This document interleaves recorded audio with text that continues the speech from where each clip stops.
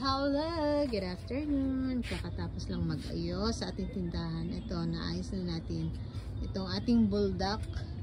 May stante na talaga siya. Dito na natin siya ilalagay. So, may 4 na klase tayo. Carbonara. Yung carbonara natin, may 4 pieces and may 5 pieces. So, nag-wholesale din tayo nito, guys.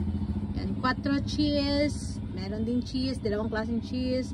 And ito yung pinakamaanghang. Meron din tayong mga seaweeds, 3 klaseng seaweeds.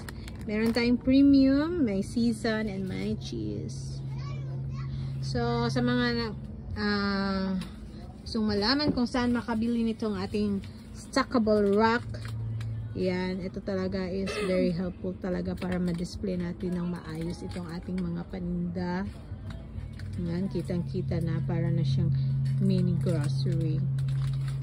So, ito, nabili ko lang to sa Gaisano Mall, and 149 pesos siya, guys. 149. Meron pa yan dito. Tingnan nyo, ha. Yan. Downy, kasi yung downy dapat sa ganitong stackable siya, ganitong rack para hindi matumba-tumba.